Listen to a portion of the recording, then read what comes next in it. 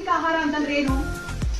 ನಮ್ಮ ದೇಹಕ್ಕೆ ಬೇಕಾದ ಪ್ರಮಾಣದಲ್ಲಿ ಮತ್ತು ಅನುಪಾತದಲ್ಲಿ ಎಲ್ಲಾ ತರಹದ ಪೌಷ್ಟಿಕಾಂಶಗಳನ್ನು ಹೊಂದಿರುವ ಆಹಾರಕ್ಕೆ ನಾವೇನ್ ಹೇಳ್ತೀವಿ? ಪೌಷ್ಟಿಕ ಆಹಾರ ಅಂತ ಹೇಳ್ತೀವಿ. ಹೌದಾ? ಸೊ ಆ ಪೌಷ್ಟಿಕ ಆಹಾರದಲ್ಲಿ ಏನೇನಿರ್ಬೇಕು? ಶರ್ಕರೆ ಪಿಷ್ಟ ಅಥವಾ ಕಾರ್ಬೋಹೈಡ್ರೇಟ್ ಇರಬೇಕು, ಪ್ರೋಟೀನ್ ಇರಬೇಕು, ಆಮೇಲೆ ಕೊಬ್ಬು ಅಥವಾ ಫ್ಯಾಟ್ ಇರಬೇಕು, ವಿಟಾಮಿನ್ ಇರಬೇಕು, ಮಿನರಲ್ ಅಥವಾ ಖನಿಜ ಇರಬೇಕು. ಇವೆಲ್ಲ ಇರ್ಬೇಕಂತಂದ್ರೆ ಎಲ್ಲ ಆಹಾರಕ್ಕೆ ನಾವು ಧಾನ್ಯಗಳೆಲ್ಲ ಸೇವಿಸ್ತಾ ಇದ್ದೀರಾ. ನಿಮ್ಮಲ್ಲಿ ಏನ್ ಮೇನು? ರಾಗಿ. ಹೌದಾ? ಈಗಿನ ಮಕ್ಕಳೇ ಮುಂದೇನು? ಮುಂದೆ ಇವೆ ಎಲ್ಲ ಕಟ್ಟೋದು ಅಲ್ವಾ? ನೀವು ಚೆನ್ನಾಗಿತ್ತಂದ್ರೆ ಏನಾಗುತ್ತೆ? ನಮ್ ದೇಶ ಚೆನ್ನಾಗಾಗತ್ತೆ. ಒಂದ್ ದೇಶ ನೀವು ಚೆನ್ನಾಗಿದ್ರೆ ದೇಶ ಅಭಿವೃದ್ಧಿ ಆಗುತ್ತೆ.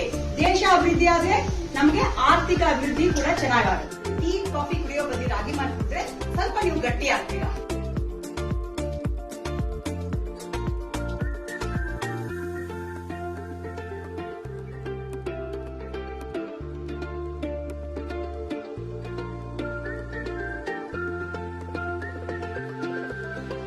ಎಲ್ಲರಿಗೂ